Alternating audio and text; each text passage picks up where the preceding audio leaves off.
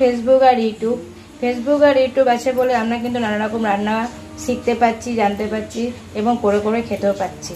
তার প্রমাণস্বরূপ আমার ছোটো মেয়ে প্রচুর রান্নার ভিডিও দেখে আর দেখে দেখে নানা রকম রান্না ঘরের মধ্যে করে, আরও করে বলে আমাদেরও খাওয়া হয়।